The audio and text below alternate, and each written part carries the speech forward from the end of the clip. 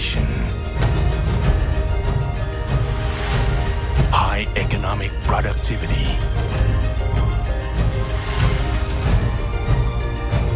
and new capital city as a legacy we pass on to our future generations.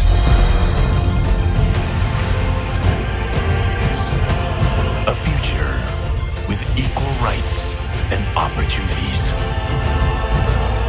A future that is more prosperous and sustainable for all.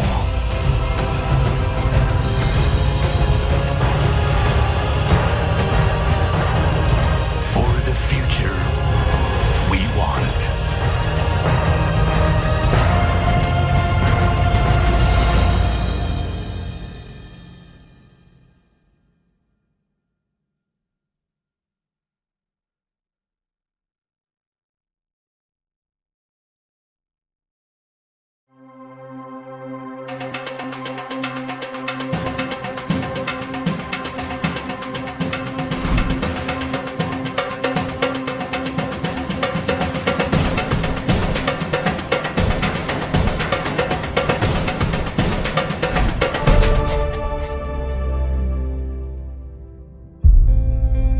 God was smiling when He created Indonesia with extraordinary natural resources, a variety of cultural heritage, and talented young productive resources. We are ready to achieve the 100 years of independence vision to become a sovereign, advanced, just, and prosperous country through 6 economic transformation strategies. Competitive human resources. Indonesia is committed to build quality and competitive resources through modern education, encourage young potential talents to contribute to every aspect of development process. Economic sector productivity. Increase productivity through developing economic modernization by incorporating innovation and technology. Digital transformation. Equitable distribution of digital infrastructure will increase the value of modern industry and support the convenience of the community. Domestic economic integration. Connectivity throughout Indonesia will create the integration of modern economic value chains and optimize domestic potentials. Green economy. Natural and environmental sustainability are top priorities for Indonesia to grow sustainably in line with the economic modernization and technological developments. The new capital city. To complete strategic economy transformation, Indonesia is currently building a new capital city. The new capital city enacts as prototype of the 6 economic transformation strategy. As a sustainable innovation city, where people and nature can grow in harmony. The new capital city is a future national identity that inspires the world. Through the development of 6 major economic clusters, Nusantara will become an economic superhub by promoting more inclusive and equitable economic growth to become the central of government excellence. Economic transformation is also implemented throughout Indonesia's regions, incorporating cultural values and local wisdom. Bali will be transformed into green, resilient, and prosperous economy. To accelerate infrastructure provision, we implement innovative financing in a form of blended finance and public-private partnership.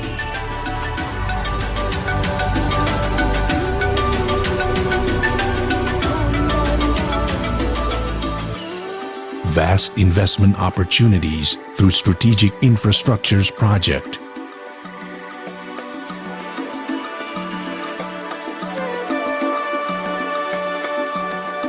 and promotes sustainable investment as a way of supporting business growth while preserving the environment.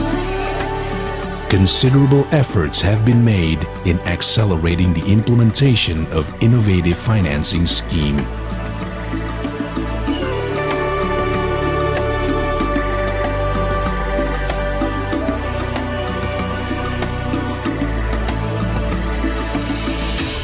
The year 2045 is near. Standing as a sovereign, advanced, just, and prosperous nation isn't only a dream, where sustainability is a way of life.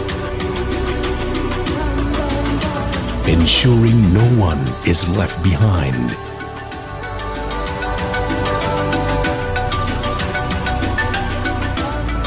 We are committed to work together in unlocking Indonesia's enormous potential.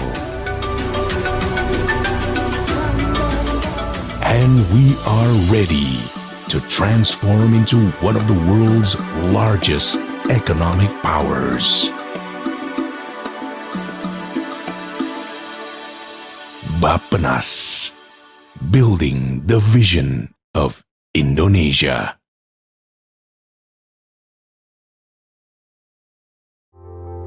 Blended Finance is one of the innovative financing schemes combining public and private funding, including philanthropies. Blended Finance is becoming more and more popular and will continue to grow with different models or types.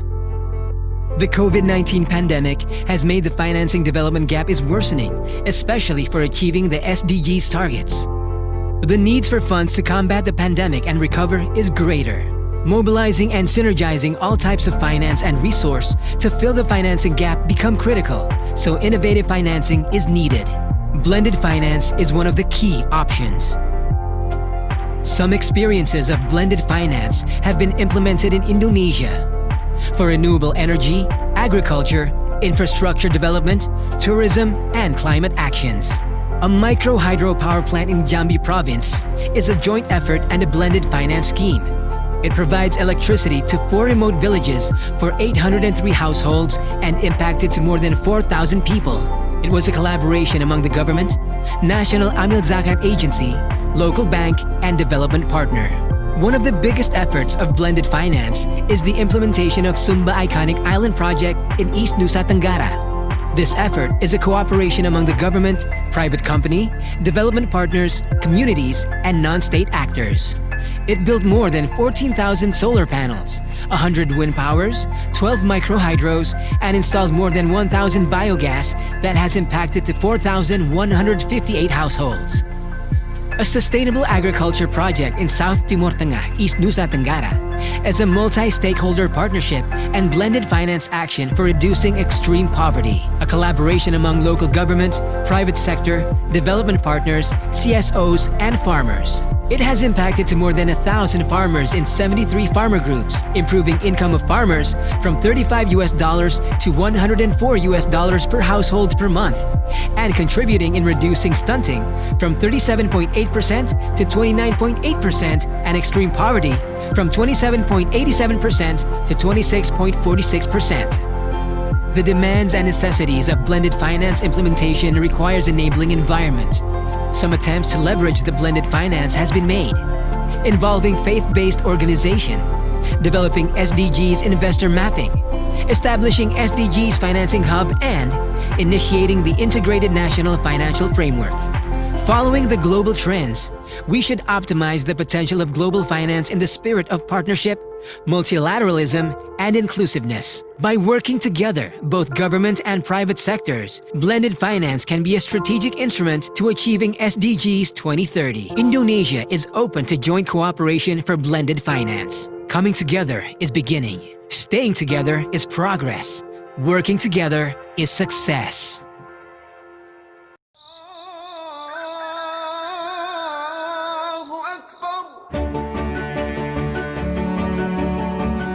Indonesia, known as the biggest Muslim country in the world, is actually a peaceful home for diverse beliefs and religious groups.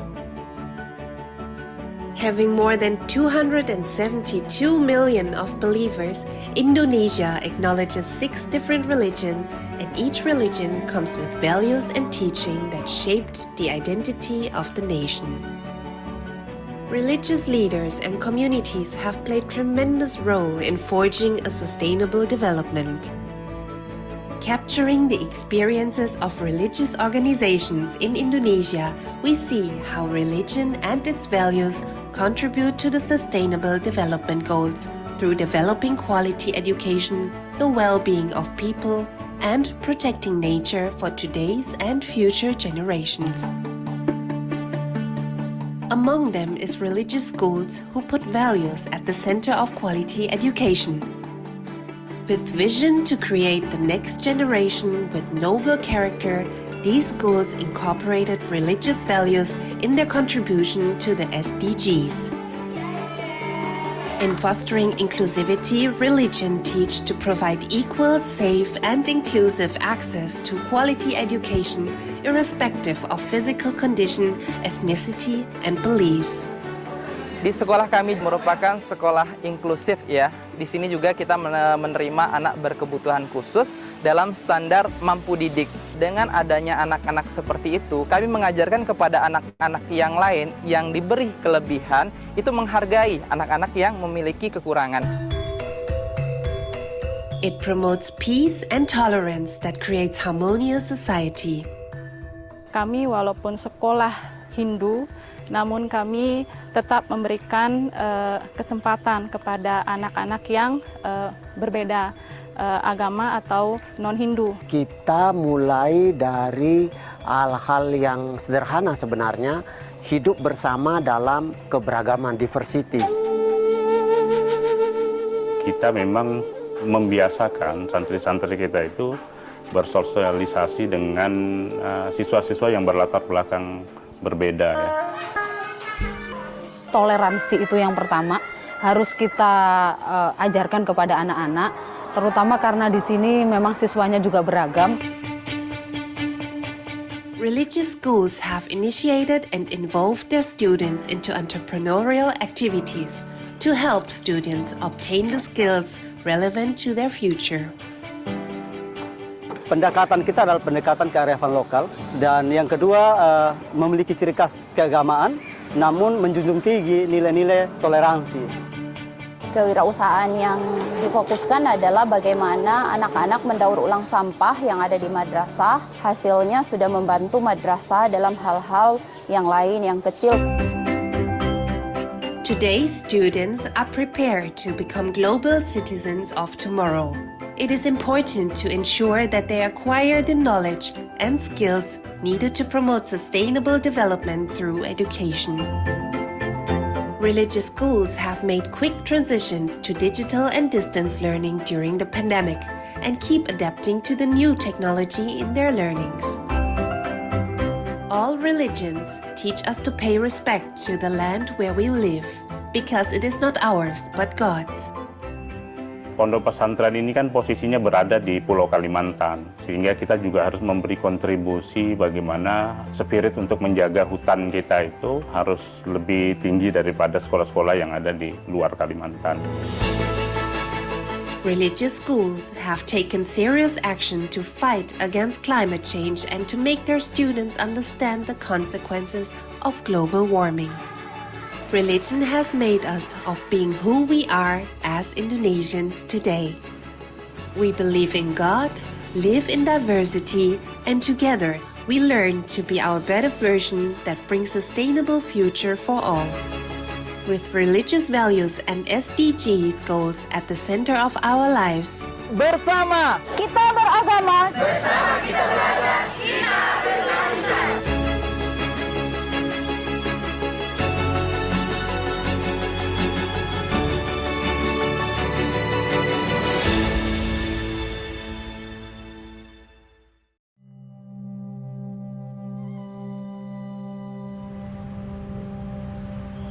We live in a rapidly changing world.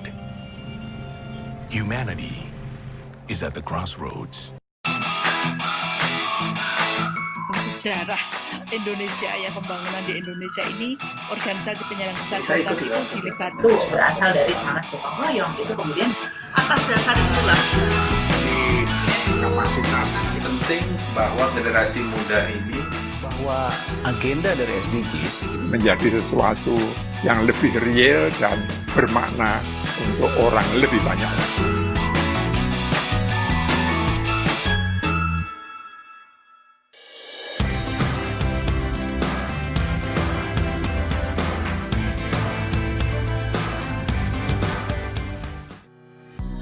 Mungkin saya yang paling lama ya mengikuti proses penyusunan dan peluncuran SDGs ini.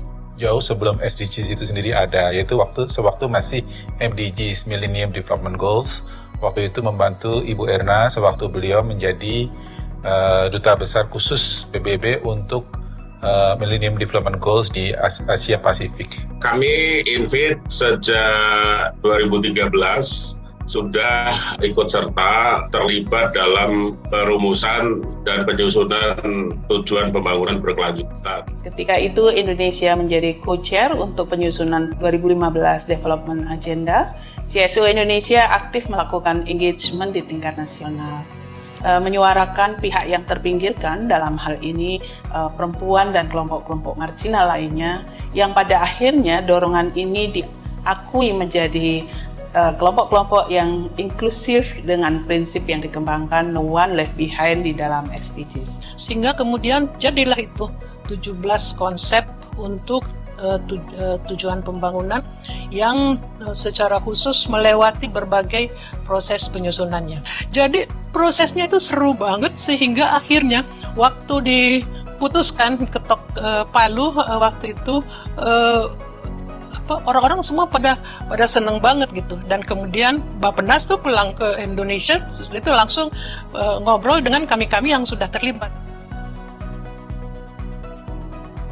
untuk ikut dan aktif di dalamnya, karena saya melihat bahwa goal-goal yang ada di SDGs ini sama dengan pekerjaan yang selama ini saya lakukan di Yayasan Kesehatan Perempuan. SDG menawarkan peluang untuk mengarahkan pembangunan secara lebih komprehensif namun juga terukur. Dalam konteks strategi, SDGs ini menjadi tools advokasi untuk isu-isu perempuan dan kelompok marginal yang tidak terbatas hanya pada Goal 5, namun butuh dipastikan menjadi mainstream di dalam 16 tujuan SDGs yang lainnya, baik implementasi maupun tata kelolanya. Kami berperan dalam beberapa cara, antara lain kami ikut tim koordinasi di pilar hukum dan sosial. Kami juga berperan mendorong kabupaten kota untuk mengadopsi tujuan-tujuan dan target SDG di Indonesia, karena kita punya 500 lebih kabupaten kota. Kami juga ikut mendorong adanya sharing dan learning dalam bentuk pertemuan nasional antara stakeholder, dan juga kami mendorong pembentukan SDG Center di beberapa universitas. Saya menjadi bagian dari upaya masyarakat yang menjadikan SDGs sebagai gerakan, membumikan dari wacana menjadi tindakan nyata dari tingkat global, nasional, hingga desa, dan kelompok marginal yang terkendala selama ini menikmati hasil pembangunan. Di mana Presiden menyatakan bahwa SDGs akan bisa terpenuhi apabila seluruh stakeholder dilibatkan, dan di situ disebutkan LSM, media massa, ada akademisi, ada kalangan bisnis atau pengusaha. Saya rasa Indonesia itu lebih maju dari berbagai negara. Saya sering ditanya, kok di Indonesia kalian banyak kan ya yang mendukung pemerintah, di kami pemerintahnya yang aktif. Saya bilang, ya diiniin dong, dikipas-kipas dong, bilang sono di Indonesia. Perbaikan kebijakan, penyediaan data, dan juga monitoring evaluasi, ada penyediaan anggaran untuk SDGs. Lebih dari sepertiga jalan ya, mungkin 40% jalan menuju 2030. Nah, apakah kita benar-benar on track secara keseluruhan? Yang terbesar justru tantangannya di level paradigmatik tadi, cara berpikir orang. langkah-langkah yang harus dilakukan tentunya adalah terus mempromosikan Sustainable Development Goals ini. Kolaborasi, no one left behind harus ditegakkan ya dengan serius. Perencanaan, pelaksanaan, pengawasan, evaluasi, semuanya harus terlibat. Adanya kemitraan-kemitraan multisektor. Jadi setiap goal itu tuh selalu ada kemitraan yang bisa dan perlu digalang. Harus juga belajar apa yang saya sebut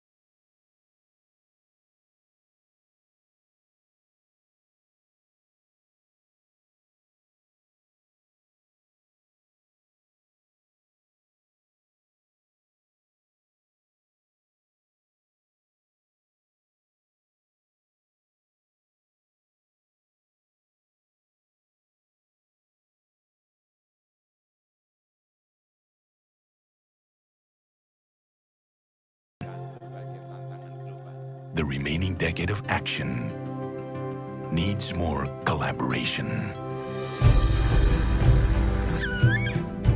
With civil society organizations,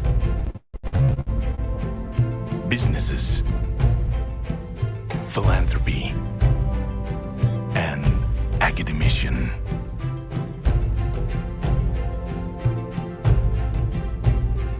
Involving community engagements for ensuring that no one is left behind and reaching the needs of the most vulnerable.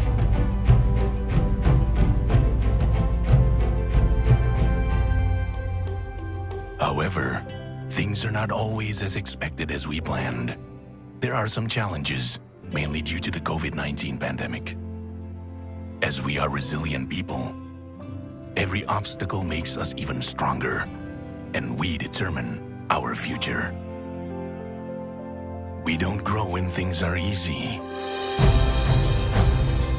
We grow when we face challenges together, from which we should live in harmony with nature. We learn from our diverse cultures that respect our local wisdoms and respect each other. We learn experiences and good practices from others.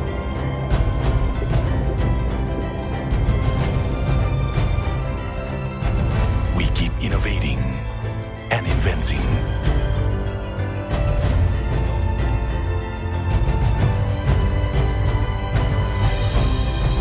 We promote innovative good governance and bring out the best in us. We oblige to take bold actions to build forward better.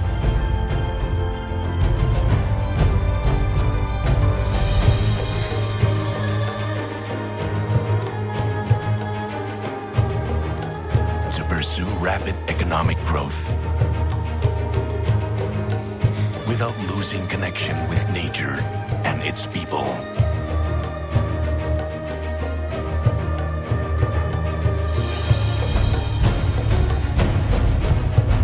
And to attain our 6 strategies of transformation.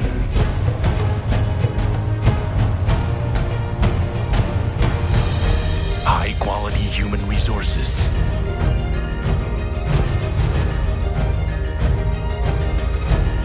Green economy.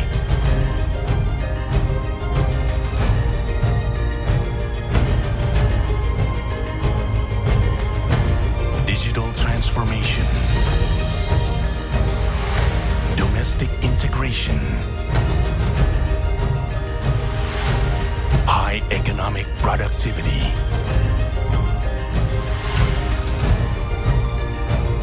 And new capital city. As a legacy we pass on to our future generations.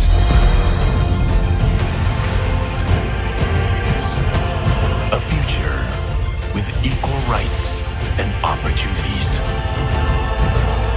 A future that is more prosperous and sustainable for all.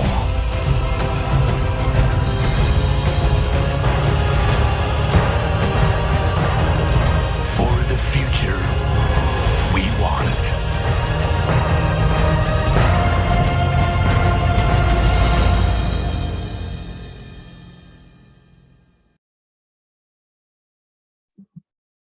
Bismillahirrahmanirrahim. Assalamualaikum warahmatullahi wabarakatuh. Salam sejahtera bagi kita semuanya. Om Swastiastu, Namo Buddhaya, Salam Kebajikan.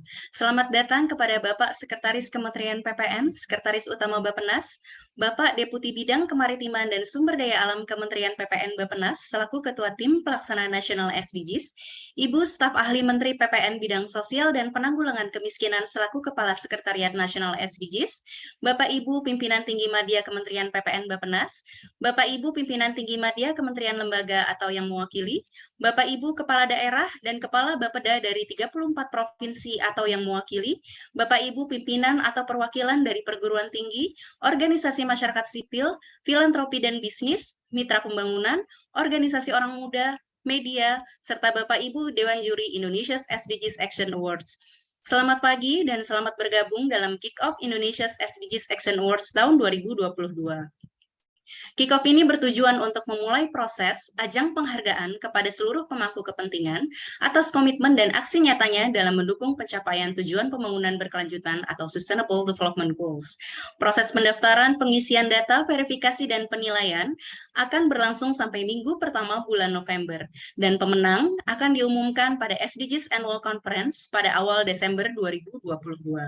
Agenda acara pada hari ini akan diawali dengan laporan kesiapan pelaksanaan Indonesia's SDGs Action Awards 2022 yang akan disampaikan oleh Bapak Deputi Bidang Kemaritiman dan Sumber Daya Alam Kementerian PPN Bappenas selaku Ketua Pelaksana Nasional SDGs. Kemudian akan dilanjutkan dengan pidato kick-off pembukaan Indonesia's SDGs Action Awards 2022 yang akan disampaikan oleh Bapak Menteri PPN Kepala Bappenas selaku Koordinator Pelaksana SDGs. Dan berikutnya akan ada sesi tanya-jawab yang akan dimoderatori oleh Bapak Koordinator Tim Ahli Sekretariat Nasional SDGs. Untuk sesi tanya-jawab nanti, Bapak Ibu dapat menyampaikan pertanyaan secara tertulis melalui fitur chat yang ada di bagian bawah layar Zoom atau raise hand untuk menyampaikan pertanyaan secara langsung. Sebagai pemberitahuan, kita akan memulai acara sebentar lagi. Kami mohon agar Bapak Ibu mematikan mikrofon selama acara berlangsung. Kami juga mohon agar Bapak Ibu dapat mengisi daftar hadir yang akan kami edarkan melalui chat room. Tautan untuk mengunduh materi pertemuan juga akan kami bagikan melalui chat room. Menu chat room hanya dapat diakses Bapak Ibu peserta pada sesi tanya jawab. Selanjutnya kita akan menunggu Bapak Menteri PPN Kepala Bappenas untuk bergabung bersama kita.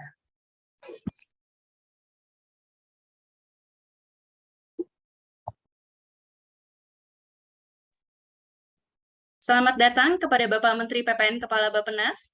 Bapak Ibu hadirin yang kami hormati, sebelum memulai acara, mari kita bersama menyanyikan lagu Indonesia Raya. Hadirin kami mohon untuk duduk dalam sikap sempurna.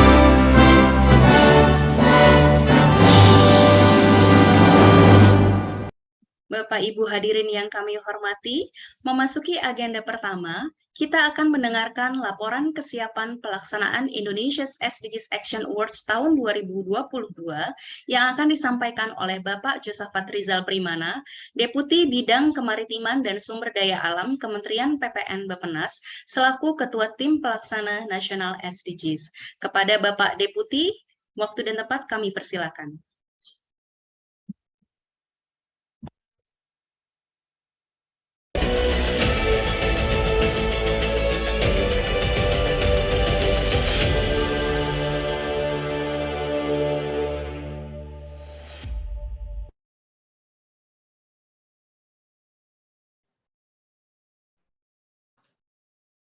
Assalamualaikum warahmatullahi wabarakatuh.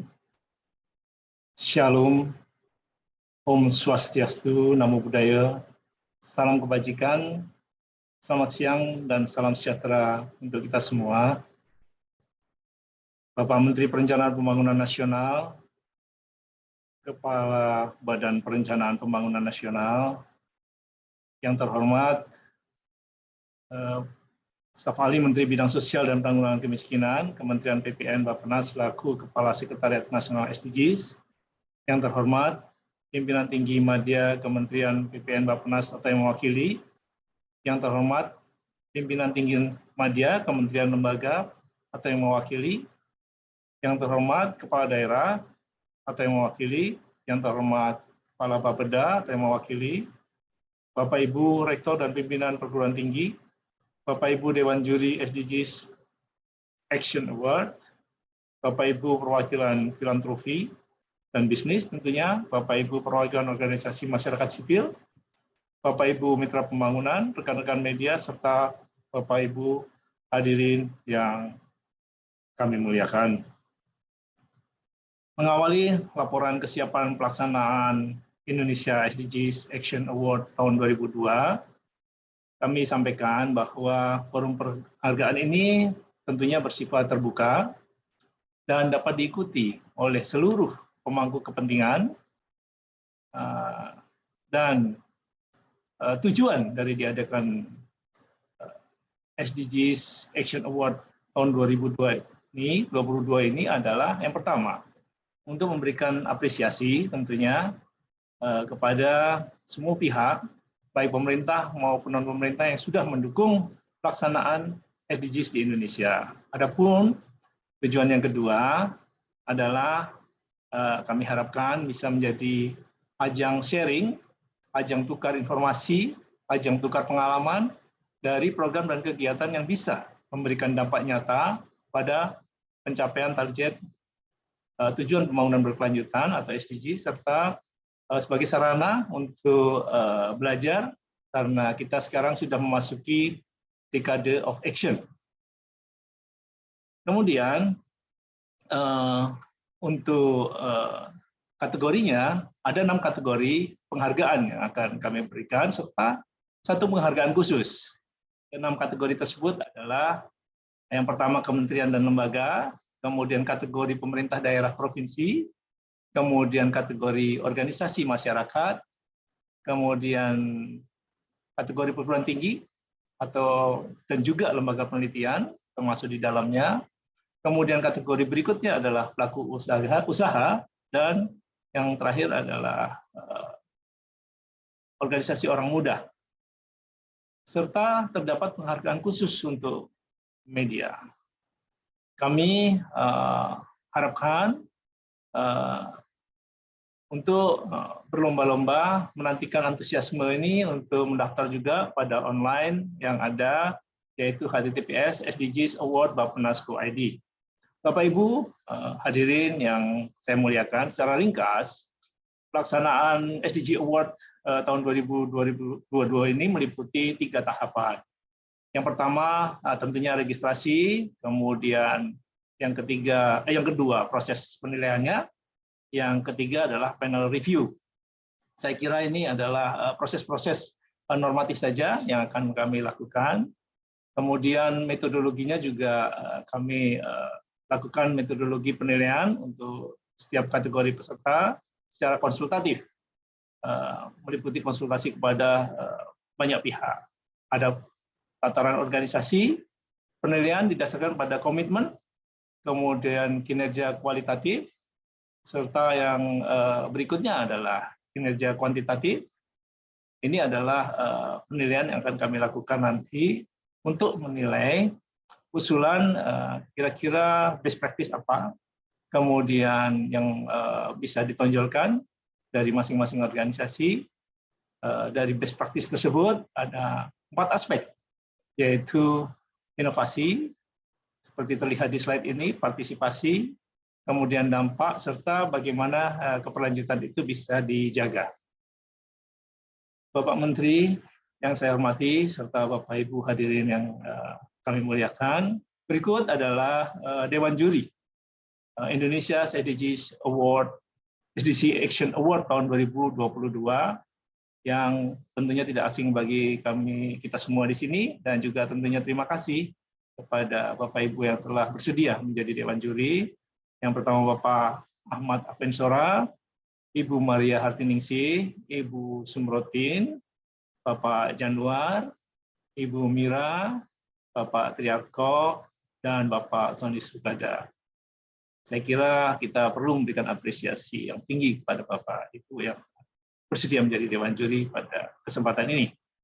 Sebelum saya akhiri laporan persiapan ini adalah timeline-nya, tadi juga sudah disampaikan oleh pembawa acara, bahwa ada waktu-waktu, nanti mungkin bisa kita lihat secara bersama secara rinci lagi, dan rencananya nanti pemberian award ini akan dilakukan pada SDGs Annual Conference, SDGs Annual Conference pada tahun 2002 yang direncanakan pada awal Desember tahun ini.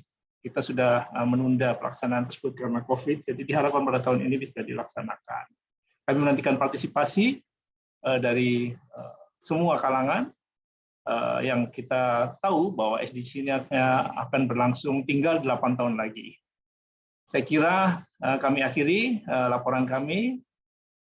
Saya mohon perkenahan arahan dari Bapak Menteri Perencanaan Pembangunan Nasional, Bapak Kepala Badan Perencanaan Pembangunan Nasional. Demikian, terima kasih. Assalamualaikum warahmatullahi wabarakatuh.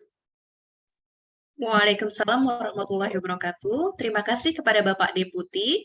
Selanjutnya kita akan mendengarkan pidato kick-off pembukaan Indonesia's SDGs Action Awards tahun 2022 yang akan disampaikan oleh Bapak Suharto Monoarfa, Menteri Perencanaan Pembangunan Nasional, Kepala Badan Perencanaan Pembangunan Nasional. Kepada Bapak Menteri, kami persilakan.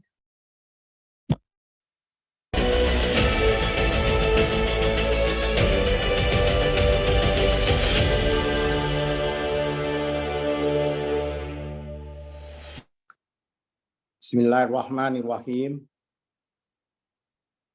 Seluruh anggota Tim Koordinasi Nasional SDGs Indonesia yang terdiri dari pimpinan kementerian, lembaga, gubernur, organisasi kemasyarakatan, pelaku usaha, filantropi, dan para akademisi, para juri Indonesia SDGs Action Award tahun 2022, para sahabat-sahabat awak media, dan seluruh hadirin yang berbahagia.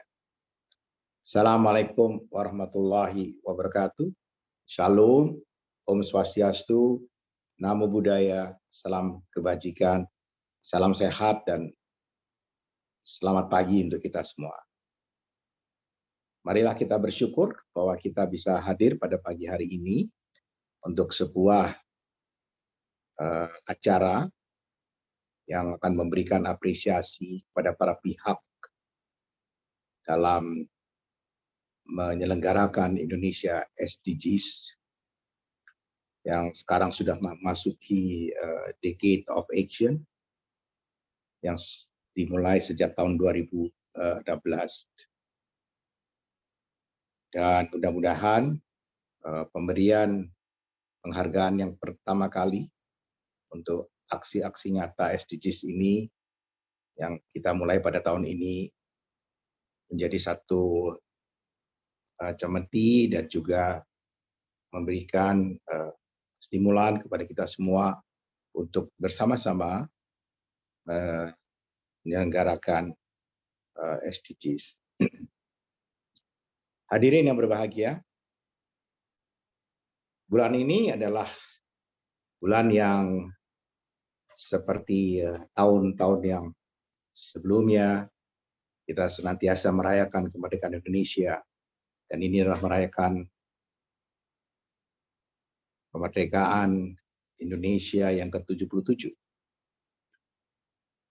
Sebuah momentum yang tepat untuk menunjukkan kepada masyarakat, baik di dalam negeri maupun di seluruh jagat bumi ini, atas kerja gotong royong dan perjuangan anak-anak bangsa dalam mengisi kemerdekaan, terutama dalam rangka pencapaian pelaksanaan SDGs. Hari ini kita sudah berada pada Decade of Action, yaitu 10 tahun terakhir pelaksanaan SDGs. Dengan target-target SDGs yang telah kita tetapkan bersama. Kita harus terus bahu-membahu mewujudkan pencapaian target tersebut. Kita tahu kita agak sedikit terganggu akibat pandemi COVID-19, sehingga hampir semua pencapaian target SDGs tersendat. Tetapi pandemi juga membangunkan kita untuk menguatkan kebersamaan kita, solidaritas kita, dan bahkan meningkatkan kepedulian kita terhadap masalah-masalah sosial, ekonomi, lingkungan, dan tata kelola, mendorong kita sekian fokus pada pencapaian target agar tidak seorang pun tertinggal, sehingga kita pulih lebih cepat dan bangkit lebih kuat.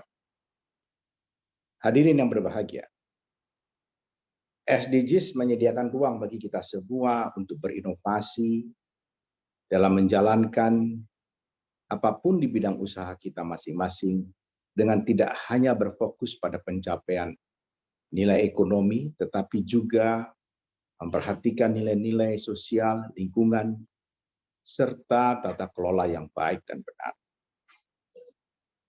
Masa depan kita sangat bergantung pada kolaborasi seluruh pemangku kebijakan dalam membangun ekosistem yang berkelanjutan, yang lebih transparan, akuntabilitas, serta mementingkan hak-hak asasi manusia.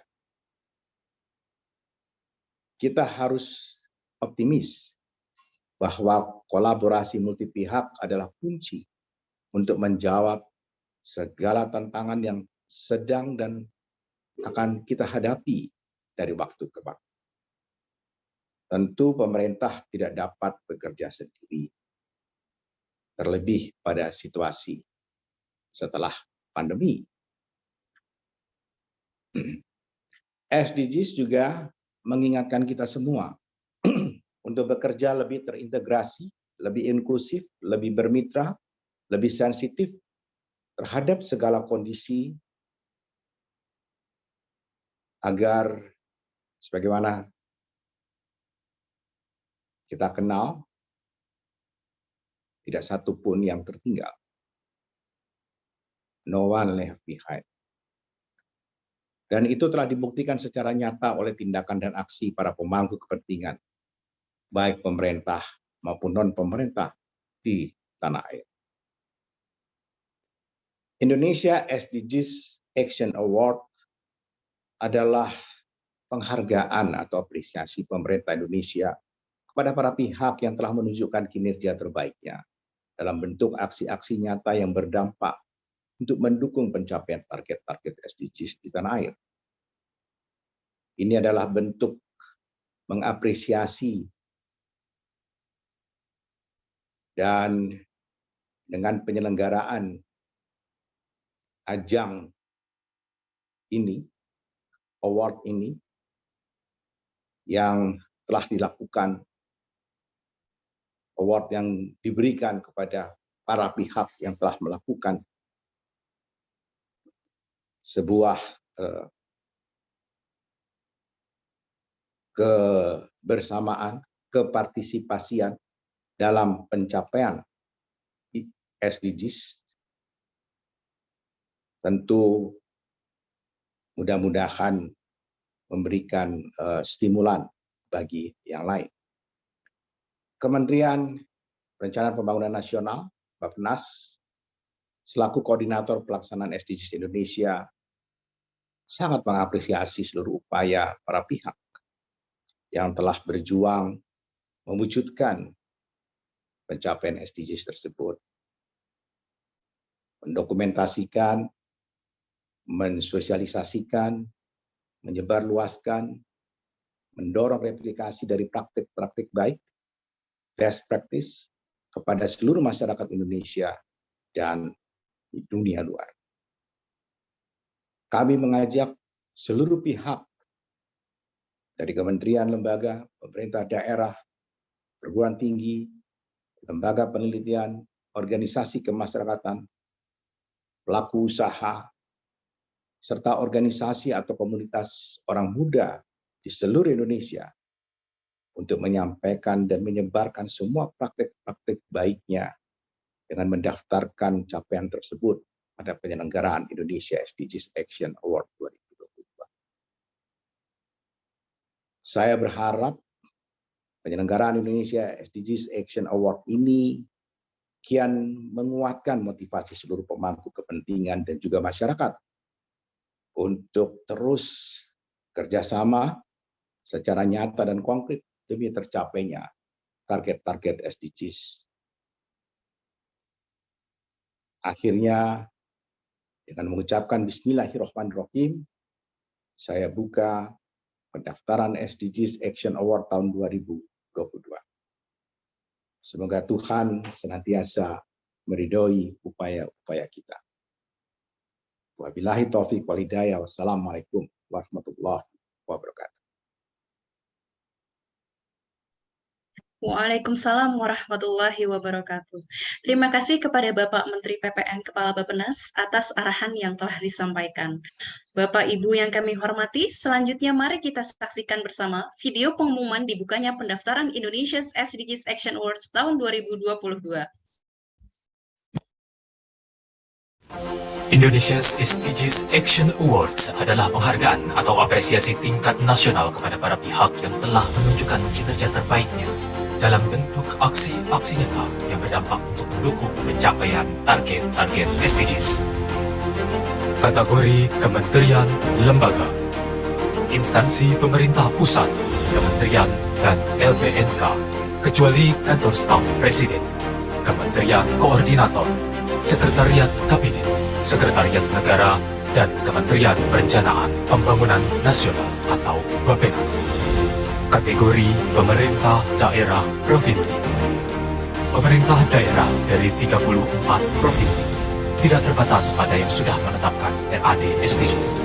Kategori Organisasi Masyarakat Sipil, organisasi masyarakat sipil yang melakukan pemberdayaan di bidang sosial, ekonomi, lingkungan, hukum tata kelola, advokasi, atau perumusan kebijakan. Kategori perguruan tinggi dan atau lembaga penelitian, perguruan tinggi di Indonesia, terutama yang telah memiliki SDG Center. Lembaga penelitian yang berbadan hukum di Indonesia tidak termasuk BRIN, lembaga penelitian yang ada di kementerian atau lembaga. Kategori pelaku usaha. Pelaku usaha, perusahaan besar yang dapat mendaftar adalah seluruh badan usaha milik daerah atau negara dan badan usaha swasta nasional. Kategori organisasi orang muda. Organisasi atau komunitas yang dipimpin dan diorganisir oleh orang muda berusia di bawah 30 tahun. Memiliki program kegiatan yang mendukung SDGs dalam 2 tahun terakhir. Penilaian akan dilakukan oleh Dewan Juri yang memiliki pengalaman serta keahlian pada bidang kategori masing-masing. Masa pendaftaran dibuka dari tanggal 12 Agustus hingga 11 September 2022. Peserta dapat melakukan pendaftaran secara online melalui laman berikut.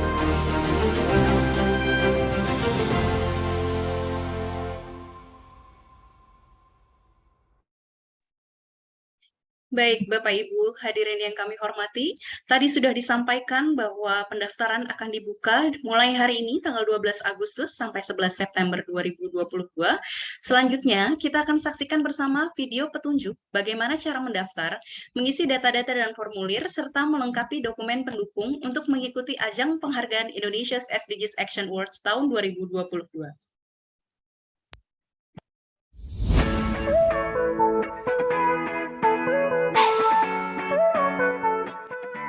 Indonesian SDGs Award 2022 merupakan ajang penghargaan atau apresiasi pemerintah Indonesia kepada para pihak yang telah menunjukkan kinerja terbaiknya dalam bentuk aksi-aksi nyata.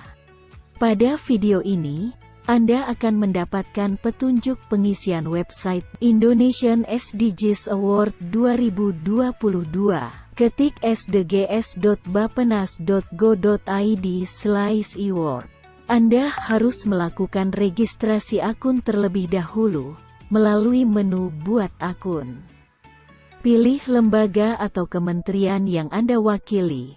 Kemudian isi form secara lengkap, meliputi data kementerian atau lembaga, serta data Anda sebagai PIC.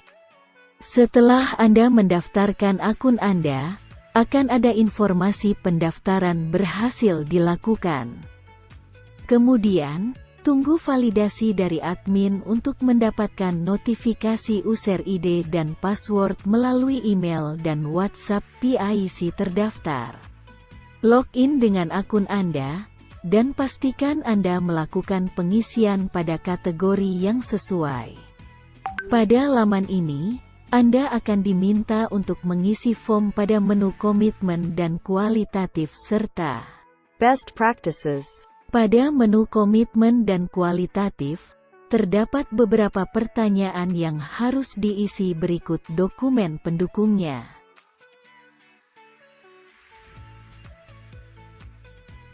Pada poin A, Anda akan ditanya keselarasan target kinerja seperti sasaran program, sasaran kegiatan, serta indikator dengan target SDGs. Pada poin B, Anda akan ditanya keberadaan forum koordinasi SDGs, serta apakah kementerian atau lembaga Anda menetapkan tim khusus untuk koordinasi. Pada pin C, Anda akan ditanya komunikasi dan publikasi SDGs, serta apakah secara rutin mengkomunikasikan atau mempublikasikan pelaksanaan SDGs. Pada poin kualitatif, Anda diminta menjelaskan secara singkat program yang dilaksanakan kementerian atau lembaga dalam mendukung percepatan pencapaian target-target SDGs. Apabila sudah melakukan pengisian, Anda dapat menyimpan progres dan melanjutkannya nanti. Apabila Anda sudah yakin dengan data tersebut, Anda dapat melakukan finalisasi dan data yang masuk tidak dapat diubah kecuali Anda menghubungi hotline yang tertera pada website. Pada menu Best Practices, setiap kategori dapat mengajukan maksimal 3 program, kecuali kategori Pemda Provinsi dapat mengajukan maksimal 5 program. Pilih tujuan SDGs yang menjadi dukungan fokus program Best Practices. Kemudian lengkapi seluruh keterangan yang ada. Pada poin inovasi, uraikan inovasi atau transformasi dari metode atau pendekatan yang digunakan dalam melakukan program atau kegiatan Best Practices yang diajukan. Pada poin partisipasi, Anda akan ditanya kolaborasi atau kemitraan dengan pemangku kepentingan lain dalam pelaksanaan program atau kegiatan Best Practices. Apabila terdapat sejumlah partisipasi, lengkapi keterangan pada form serta dokumen terkait. Pada poin dampak, Anda akan ditanya dampak program terhadap perubahan kondisi fisik, sosial, lingkungan, atau tata kelola, serta cakupan sasaran program pada kelompok rentan. Pada poin keberlanjutan, Anda akan ditanya peningkatan jumlah atau perluasan sasaran penerima manfaat. Anda juga akan ditanya mengenai perluasan lokasi program atau kegiatan best practices selama pelaksanaannya. Terakhir, Anda akan ditanya mengenai komitmen perencanaan dan penganggaran untuk program best practices di tahun-tahun berikutnya, serta penjelasan dan keterangan secara rinci. Apabila sudah yakin dengan data Anda, lakukan submisi, dan data yang masuk masih dapat diubah pada ikon sunting. Lakukan final submit apabila Anda telah menambahkan seluruh program atau kegiatan best practices. Pengisian Anda telah selesai, dan seluruh data telah tersimpan.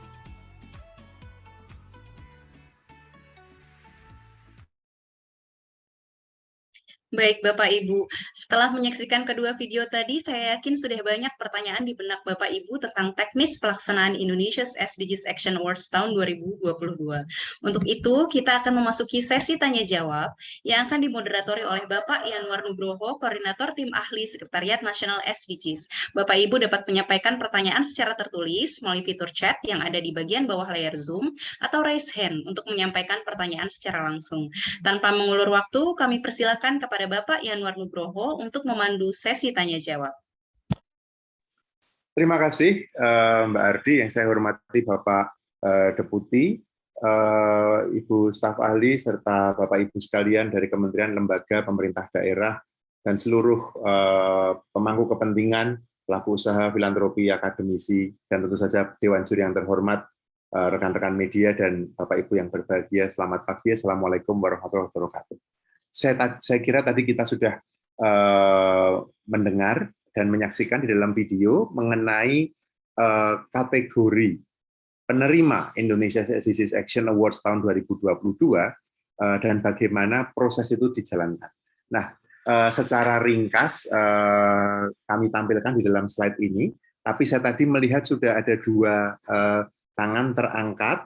Kita bisa menggunakan dua cara. Pertama adalah menggunakan fitur chat. Bapak Ibu bisa menyampaikan pertanyaan teknis mengenai, saya bagi yang pertama ini mengenai kategori penerimaan atau kategori penerima penghargaan. Ada 6 penerima penghargaan dan 1 kategori khusus, yaitu media. Saya ingin membuka sesi pertama ini mengenai apakah ada pertanyaan mengenai kategori penerima. Misalnya, saya bekerja di lembaga A, apakah saya boleh ikut? Seperti itu misalnya. Apakah ada pertanyaan? Silahkan. Di chat maupun raise hand, saya minta satu tangan terangkat. Ibu Yetri dari Kementerian Maritim Investasi, kemudian Pak Masud, secara cepat saja, 1 orang setengah menit begitu, 30 detik, karena waktu kita tidak panjang. Silakan Ibu Yetri. Ibu, ya, baik. Silakan, cepat-cepat saja. Terima kasih Bapak Pimpinan.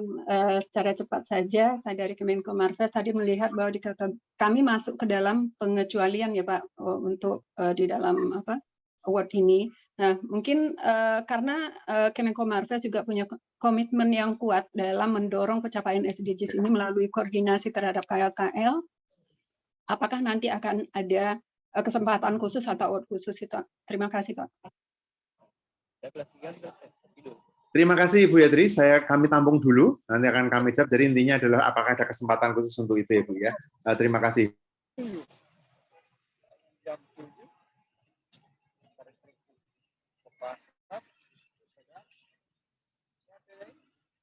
Suaranya tidak jelas, Pak. Pak Masud, silakan. Pak Masud? Oke, Pak Masud belum bisa unmute. Berikutnya Pak Hendri. Halo, selamat. Ya, Hendri, silakan Pak Hendri. Ya, oke. Halo, selamat pagi. Di sini saya Hendri, saya dari Pisagro.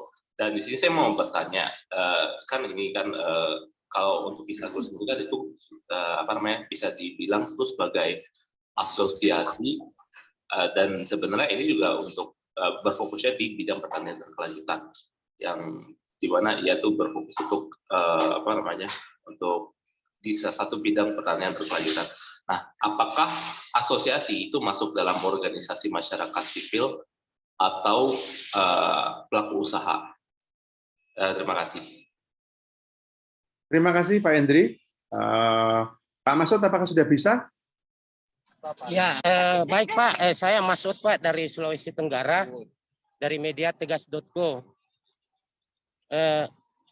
Sebelumnya minta maaf, Pak Menteri, apakah peran media dalam program ini, khususnya di Sulawesi Tenggara, dapat dilibatkan di program award-nya? Demikian, terima kasih. Assalamualaikum warahmatullahi wabarakatuh.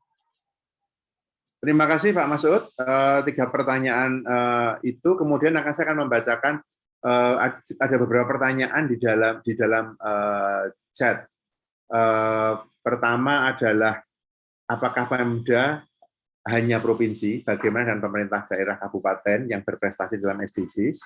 Kemudian teman-teman muda, apakah kegiatan yang sifatnya level aktivitasnya adalah untuk di level awareness, apakah bisa diikutkan atau hanya sudah diimplementasikan. Kemudian kategori pelaku usaha, apakah bisa per set atau cabang? Jadi kan perusahaan itu bisa punya beberapa cabang. Gitu ya pertanyaannya yang saya pahami. Lalu untuk tipe organisasi yang sifatnya quasi government, semacam kesekretariatan, masuk kemana? Pertanyaan-pertanyaan yang bagus. Kemudian apakah lembaga donor atau program owner dapat mengikuti? Lalu tadi sudah ditanyakan kabupaten dan asosiasi, lalu ormas sangat spesifik Fatayat NU, lalu tadi kemudian apakah apalagi yang berbeda, minimal jumlah yang dipenuhi untuk pendaftaran ini. Nah, saya mengundang Ibu Ana untuk membantu menjawab pertanyaan-pertanyaan ini. Ibu Ana adalah manajer tata kelola dan kemitraan di Sekretariat Nasional SDGs. Secara ringkas, Ibu Ana, kami mohon membantu menjawab pertanyaan ini. Baik Bapak, terima kasih banyak. Nanti untuk beberapa bagian yang terkait dengan KL, barangkali Pak Sanjoyo bisa juga membantu menjawab, dan juga Pak Budi ada di sini Bapak untuk yang pertanyaan terkait dengan perusahaan. Jadi kita teamwork, jadi saling bikin. Langsung saja untuk yang dari Pisagro, terima kasih Bapak. Sesuai dengan yang disampaikan di dalam layar, kategori Pisagro bisa melihat di sini untuk kategori yang ormas, tergantung dengan badan hukum yang ditetapkan oleh asosiasi atau organisasi masing-masing. Jadi salah satu syarat yang harus di-attach di dalam pendaftaran dan dokumen yang harus diunggah adalah syarat perusahaan, di mana SK atau penetapan dari perusahaan tersebut atau dari organisasi tersebut sebagai apa, sesuai dengan badan hukumnya atau badan usahanya. Jadi kalau yayasan, perkumpulan, DS dan sejenisnya maka masuk kepada organisasi masyarakat sipil. Bapak maaf tadi ada pertanyaan yang ketiga terkait media kayak saya agak terlewat tadi. Nah, untuk yang teman-teman muda yang awareness, apakah bisa mendaftarkan? Bisa, silakan mendaftarkan. Tunjukkan bahwa walaupun dalam bentuk awareness tapi bentuknya action. Karena di situ salah satu kriteria penilaian adalah terkait dengan dampak. Jadi dari kegiatan-kegiatan meskipun awareness, dampaknya yang bisa dinilai dan diukur menurut teman-teman muda seperti apa.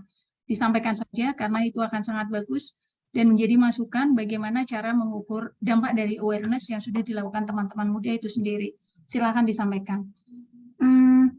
Koasi government masuk di bagian mana? Seperti Seknas, sebagaimana telah ditetapkan di dalam kriteria kategori penerima berikut, maka memang harus ada dokumen pendukung untuk menyampaikan dan harus ada PIC untuk menyampaikan dokumen-dokumen pendukung komitmen. Jadi kalau koasi merupakan bagian dari kementerian, lembaga atau organisasi tertentu, maka apakah dia ditetapkan oleh Kementerian KL maupun organisasi tertentunya tersebut menjadi salah satu bagian yang dimasukkan. Let's say misalnya bagian dari best practices yang akan ditetapkan, maka bisa menjadi bagian dari organisasi induknya. Untuk Ormas, mohon maaf Bapak, tadi saya agak terlewat ini ada di chat ya, yang NU. Ada, Fatayat NU apakah boleh ikut? Oh, Fatayat NU apakah boleh ikut? Tentu saja boleh ikut. Yang penting seperti kami sampaikan, persyaratan umumnya tadi ketika video sebelumnya disampaikan petunjuk-petunjuk pengisian uploading, maka dokumen pembentukan dari organisasi tersebut harus dilampirkan. Jadi apapun jenis dan bentuk organisasinya dan spektrum organisasinya, salah satu syarat yang menunjukkan kredibilitas dan kredensi dari organisasi maupun institusi tersebut harus dilampirkan. Secara singkat itu Bapak, over to Pak Sanjoyo. Terima kasih, Mbak Ana. Pertanyaan mengenai keikutsertaan kementerian lembaga, saya mohon Pak Sanjoyo bisa membantu menjawab. Pak Sanjoyo adalah manajer pilar ekonomi yang banyak berhubungan dengan teman-teman, manajer pilar sosial yang banyak berhubungan dengan kementerian dan lembaga. Pak Sanjoyo silakan bisa mencoba membagi mengklarifikasi. Baik, terima kasih Pak Yanuar. Tadi disampaikan oleh Mbak Ana mengenai bagian pemerintah terkait dengan misalnya quasi government, misalnya tadi ada sekretariat, saya kira itu bisa menjadi salah satu bagian best practice gitu ya. Misalnya kementerian ini mempunyai sekretariat, itu bisa diajukan, salah satu opsinya adalah bisa merupakan bagian dari best practices, karena best practice itu perkiraan bisa menyampaikan 3 best practices untuk kementerian dan lembaga. Terkait dengan Menko, saya kira mungkin bisa kita komunikasikan. Yang penting adalah bahwa terkait dengan best practices kementerian lembaga ini merupakan aksi-aksi yang nyata. Saya kira itu Pak. Terima kasih. Terima kasih Pak Sanjoyo. Apakah Pak Sanjoyo bisa menambahkan, menjawab pertanyaan mengenai pemerintah daerah? Tadi ditanyakan mengapa apakah kabupaten boleh. Tadi kamu tanyakan apakah kabupaten boleh. Sudah saya jawab di chat room, Bapak. Oh, siap Pak Gancang. Atau Pak Gancang silakan, Pak Gancang menyampaikan sekarang. Pak Gancang silakan. Terima kasih Pak Yanuar. Mohon izin tadi Bu Misi menanyakan apakah pemerintah kabupaten kota ikut atau tidak. Jawabnya tidak. Pemerintah kabupaten kota menjadi satu kesatuan dengan pemerintah provinsi. Mengingat sesuai dengan Inpres nomor 59 tahun 2017 tentang SDGs, bahwa kabupaten kota menjadi bagian di dalam membuat rencana aksi daerah, laporan SDGs tahunan maupun laporan monep, sehingga kabupaten kota menjadi satu kesatuan dengan pemerintah provinsi, tidak membuat sendiri. Terima kasih. Terima kasih Pak Gancang. Bapak Ibu sekalian, Pak Gancang adalah manajer monitoring evaluasi di Sekretariat Nasional SDGs. Terima kasih. Mas Budi, saya mohon menjawab pertanyaan mengenai pelaku usaha. Tadi ditanya apakah cabang atau site boleh ikut sendiri begitu. Pak Budi adalah manajer pilar ekonomi di Sekretariat Nasional SDGs. Silakan Pak Budi. Ya, terima kasih Pak Yanuar. Ini pertanyaan yang sangat tajam ya terkait soal pelaku usaha. Jadi untuk pelaku usaha itu apakah per site cabang itu bisa? Jadi begini, yang pertama tentu kan kalau pelaku usaha ini kan ini ya tentu berbadan hukum PT ya. Kemudian satu PT itu hanya boleh ini ya menyampaikan satu yang disubmit gitu. Dan kemudian setelah itu kalau misalnya katakanlah ada holding gitu, ada holding company yang kemudian punya beberapa PT gitu, masing-masing PT boleh menyampaikan gitu. Tapi tentu saja nanti untuk soal kemudian ketika yang ini ya, yang katakanlah yang bagus-bagus itu ternyata ada di satu holding tertentu, itu nanti juga kita akan pertimbangkan supaya ada ini ya, ada katakanlah lebih inklusif lah. Jadi perusahaan-perusahaan lain juga kita apresiasi gitu. Jadi prinsipnya yang pertama satu badan usaha itu hanya satu. Kemudian setelah itu kalau holding itu boleh PT-PT di bawahnya. Tapi nanti untuk ketika siapa pemenangnya tentu kami mempertimbangkan soal keberagaman ini, inklusivitas ini. Terima kasih. Baik, terima kasih rekan-rekan sekalian para manajer. kalau Anda baca juga teman-teman sekalian, rekan-rekan sekalian, Bapak Ibu di kolom chat, Bu Ana juga sudah menjawab sebagai kategori misalnya untuk individu, kelompok-kelompok seperti Karang Taruna dan lain-lain itu bisa juga Bapak Ibu bisa membaca jawaban yang disampaikan di dalam chat. Nanti sebelum kita diteruskan, nanti seluruh pertanyaan ini akan kami sarikan dan kami akan menyiapkan semacam FAQ, frequently asked question. Jadi apa yang sering ditanyakan gitu untuk kemudian kami tayangkan di dalam website. Jadi Bapak Ibu dan rekan-rekan sekalian kemudian bisa merujuk jika ada pertanyaan-pertanyaan dan kami juga akan menyiapkan nomor yang bisa dihubungi ketika ingin bertanya lebih jauh. Saya melihat Bapeda Provinsi Jawa Timur mengangkat tangan. Apakah yang disampaikan atau ingin ditanyakan? Silakan Bapak. Mohon izin Pak Moderator, kami dari Bapeda Provinsi Jawa Timur ini tertarik Pak terkait SDGs ini ya, penilaian SDGs. Jadi yang pertama, ini tadi disampaikan ada program best practice Pak ya, yang sudah dilakukan oleh pemerintah provinsi maupun pemerintah kabupaten. Karena yang saya tanyakan kategori 2 untuk pemerintah daerah provinsi. Ini apa boleh nggak misalkan nanti best practice-nya itu berupa program-program komplementer dari pemerintah pusat, Pak. Misalkan kami di Jawa Timur ini ada program PKH Plus, dari program PKH yang dari pusat itu kami berikan tambahan. Ini karena sasarannya spesifik untuk orang-orang lansia. Itu yang pertama. Kemudian tadi disampaikan ada dampak ya, jadi yang telah menunjukkan dampak program best practice inilah. Dampaknya ini datanya menggunakan data apa, Pak? Apakah data BPS atau data? Kalau data internal dari kami bisa nggak cukup mungkin data evaluasi dari program atau harus data yang sifatnya makro seperti data BPS. Oke. Kemudian yang ketiga, ini penilaian ini apa hanya penilaian sifatnya administrasi, jadi dokumen yang masuk kemudian dinilai kemudian langsung diberikan peringkat yang mana yang masuk mana yang tidak. Apakah nanti ada istilahnya wawancara atau interview atau mungkin kunjungan lapang dan sebagainya. Ini mungkin nanti perlu dijelaskan oleh tim kira-kira seperti apa. Kemudian yang terakhir Pak, yang keempat, mohon maaf ini kami di Jawa Timur ada forum CSR yang anggotanya berbagai macam perusahaan, entah itu BUMN maupun BUMD atau perusahaan swasta. Lah ini mereka juga aktif melakukan kegiatan. Bisa nggak ini mendaftar forum CSR ini? Karena tadi kan disampaikan ini pelaku usaha ya. Kalau pelaku usaha berarti 1 atau 2 perusahaan. Nah ini forum CSR. Ya. Mohon petunjuk Bapak. Mungkin ini dari Jawa Timur. Terima kasih. Saya kembalikan ke moderator. Matur nuwun. Matur nuwun, Bapak. Nanti Pak Ganjang akan menjawab secara gamblang pertanyaan Bapak. Dan sekaligus tadi karena ada pertanyaan yang terkait dengan penilaian, Bapak Ibu waktu kita mohon maaf sekali karena kita dibatasi waktu. Jadi saya ingin memasuki topik kedua yaitu mengenai penilaian. Jadi tadi sudah ada pertanyaan, mohon nanti Pak Ganjang menjawab yang ada pertanyaan dari rekan-rekan Bapeda Jawa Timur. Kemudian tadi Mas Budi menjelaskan mengenai forum CSR, apakah forum boleh ikut atau tidak. Dan saya ingin membuka termin berikutnya. Itu boleh nggak?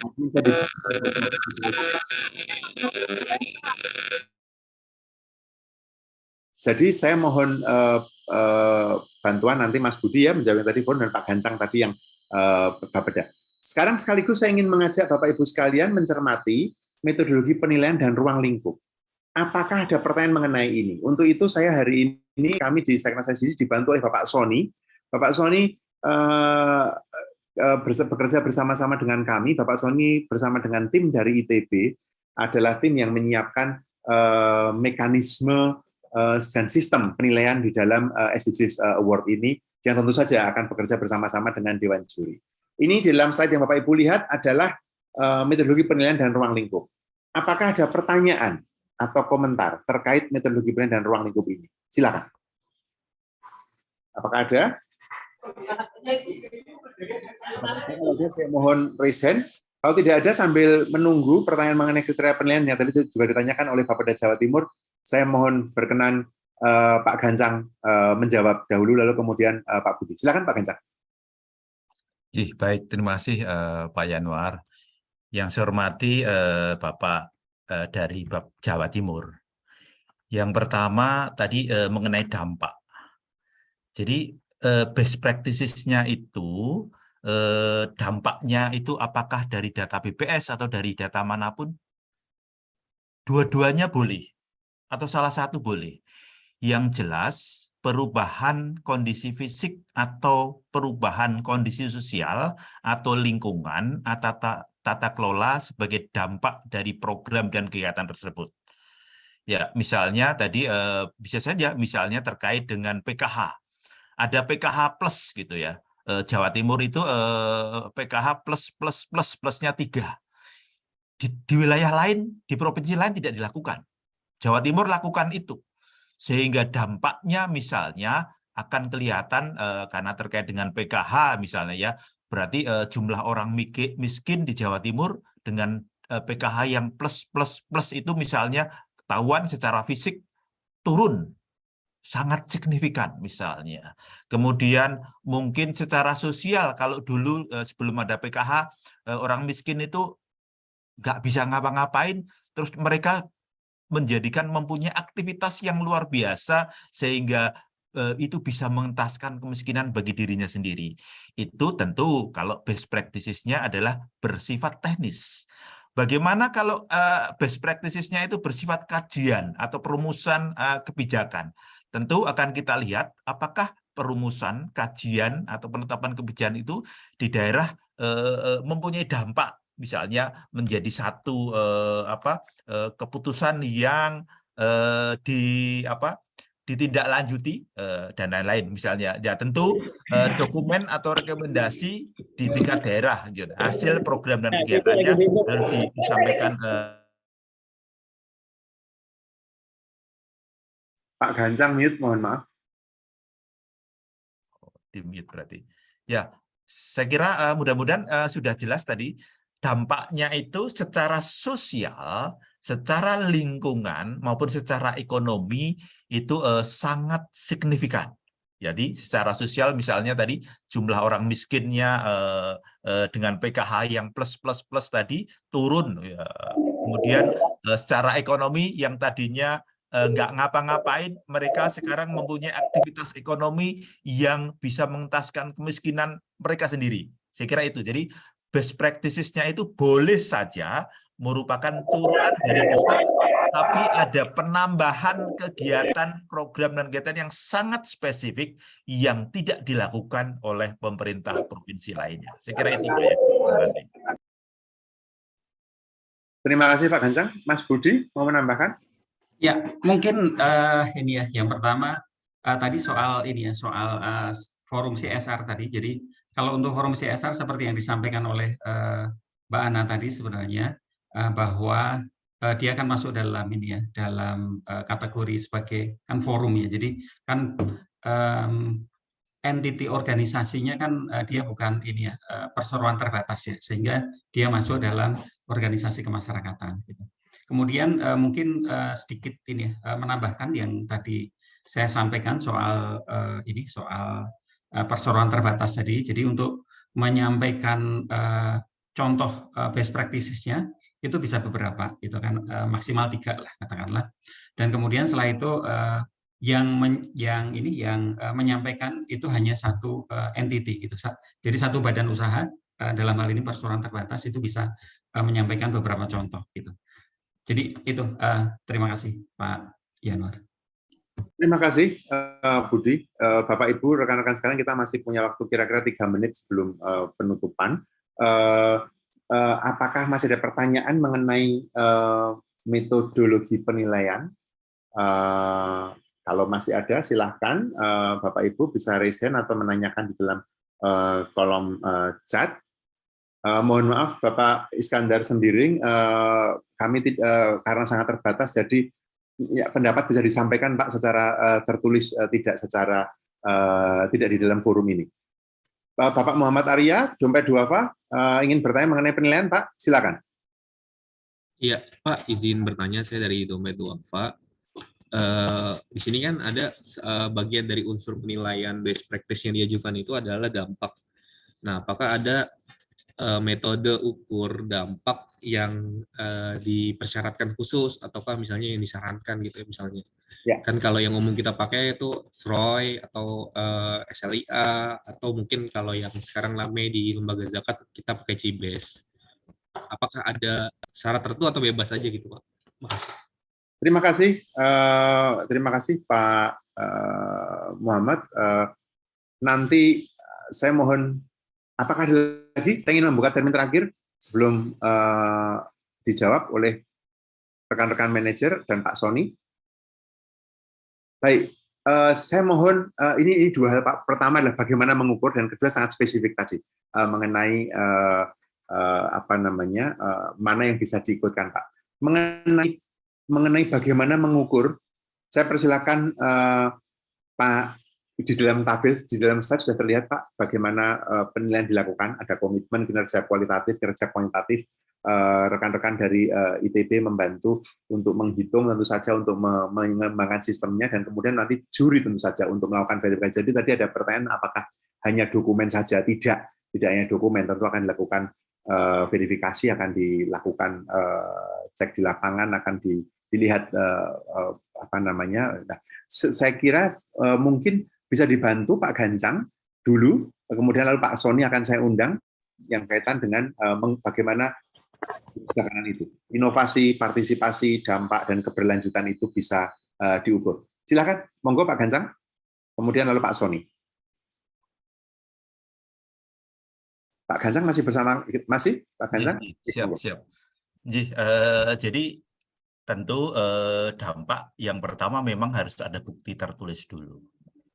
Kemudian dari bukti tertulis itu nanti akan kita lihat seberapa besar dampaknya. Misalnya, apakah dampaknya kalau Jawa Timur itu 38 kabupaten kota, apakah dampaknya misalnya itu dirasakan oleh orang-orang yang mendapatkan program itu, gitu ya. Misalnya kalau tadi PKH Plus gitu ya, dampaknya memang betul-betul PKH yang dari pusat misalnya jatahnya itu 10.000 misalnya Jawa Timur itu bisa meningkatkan lebih dari 10.000 misalnya. Itu juga kelihatan sekali bahwa dampaknya tidak hanya melulu seperti yang disampaikan oleh pusat, tapi Jawa Timur itu punya satu upaya lain yang tadi yang namanya plus, sehingga secara fisik itu jumlahnya kelihatan. Kemudian tadi dampak sosialnya dari secara ekonomi yang tadinya PKH itu kan untuk yang anak sekolah misalnya, tentu nggak ada lagi betul-betul yang dapat bantuan PKH dari anak sekolah di Jawa Timur, nggak ada lagi yang sampai nggak sekolah gitu ya. Itu saya kira pokoknya akan kita lihat semuanya, sehingga dari bukti tadi nanti akan kita ukur, kita lihat dampaknya itu seberapa besar. Tentu ada penghitungan persentasenya dan lain-lain. Jadi secara sistem itu oleh teman-teman SBM ITB sudah dibuatkan dampak itu masuk kategori nilainya misalnya hanya sedang saja, baik, sangat baik, atau mungkin baik sekali. Itu pengelompokannya sudah ada. Saya kira itu saja. Jadi mungkin kalau Bapak Ibu nanti sudah masuk pada aplikasinya, itu akan tahu persis dampak yang akan dilihat itu seperti apa gitu ya. Ada kriteria pengelompokannya. Saya kira nanti Pak Sony terangkan langsung saja Pak Yanwar di dalam aplikasinya, di dalam menilai dampak itu seperti apa. Saya kira itu, terima kasih. Terima kasih Pak Gancang. Pak Sony, apakah akan ditambahkan Pak Sony, terutama tentang penilaian ini Pak Sony? Silakan. Baik, terima kasih Pak Yanwar. Selamat pagi Bapak Ibu sekalian. Mohon maaf kalau ruangan saya agak bergema, semoga bisa didengar dengan baik. Memang kami dari tim sistem mengembangkan sistem sesuai dengan konsep rubrik dari yang sudah ditentukan oleh Setnas dan juga Dewan Juri, Bapak Ibu sekalian. Dan bisa kami juga informasikan bahwa rubrik yang disusun oleh dan sudah ditentukan oleh Setnas dan Dewan Juri, beberapa rubrik ada yang memang bersifat nominal begitu, jadi Bapak Ibu akan memasukkan ke sistem berupa angka-angka. Ada juga beberapa rubrik di dalam form yang harus diisi merupakan naratif atau yang kita sebut penjelasan begitu ya Bapak Ibu. Sehingga kalau memang beberapa form rubrik tadi meminta data nominal kepada Bapak Ibu, kami sudah mengembangkan algoritmanya untuk menghitung apakah suatu kondisi atau suatu dampak itu dampaknya baik, sangat baik. Kemudian juga apakah betul misalkan salah satu rubrik adalah komitmen dalam anggaran, apakah ada peningkatan jumlah anggaran. Nah, tentunya dengan nominal yang Bapak Ibu akan masukkan, dengan algoritma akan keluar nilai tertentu yang sudah ditentukan formulanya oleh Setnas dan Dewan Juri. Akan tetapi untuk beberapa bagian form yang rubriknya berisi penjelasan deskriptif dan naratif, itu tentu akan ada penilaian expert judgment dari juri dan Setnas yang nanti akan dimasukkan ke dalam sistem yang kemudian dirubah menjadi quantitative grading begitu. Jadi pada ujungnya kita akan mendapatkan setiap peserta yang sudah lulus validasi dan mendapatkan user ID dan password akan memasukkan dokumen self-reporting begitu Bapak Ibu. Dari self-reporting itu baik data baik data nominal maupun data deskriptif itu akan melalui proses penilaian baik melalui kalau nominal baik melalui algoritma kami maupun yang naratif atau deskriptif melalui expert judgment dari tim Setnas dan Dewan Juri.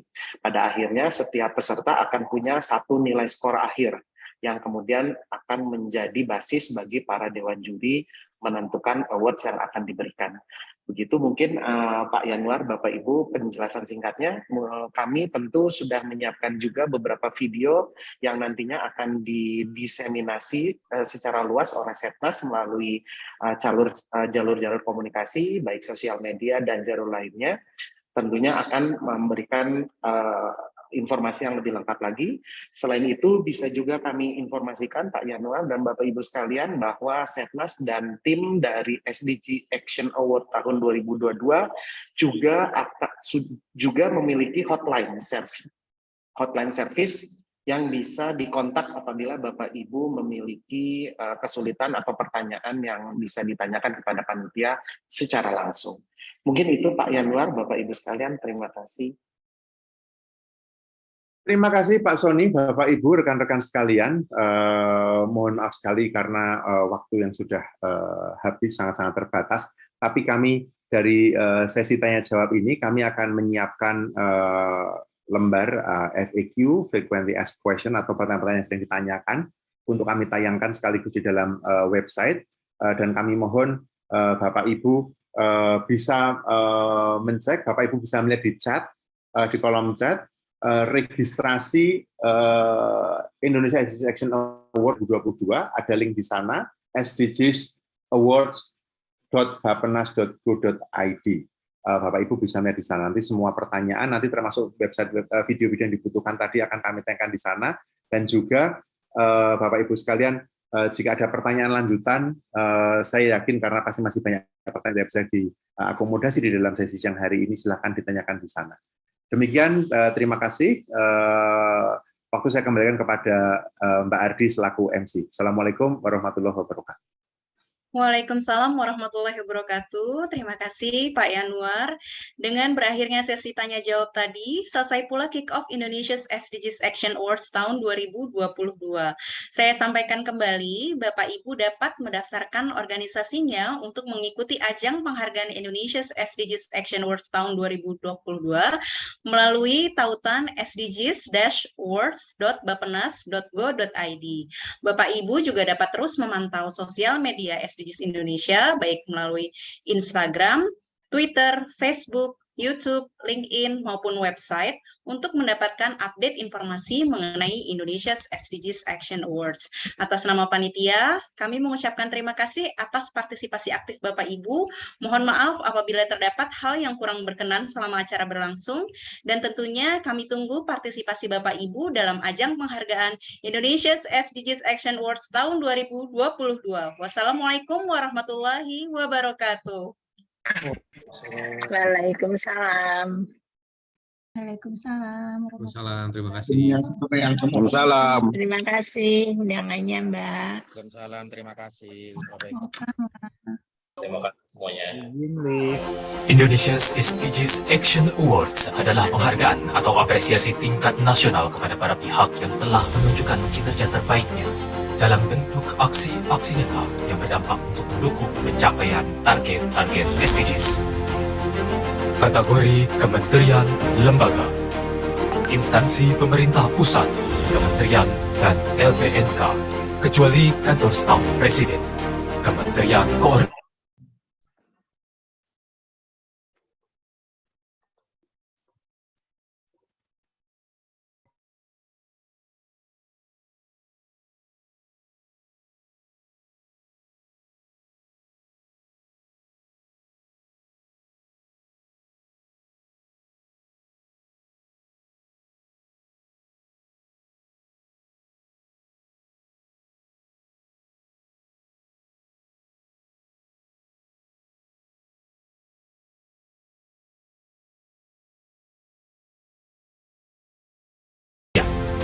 Perguruan tinggi di Indonesia, terutama yang telah memiliki SDG Center,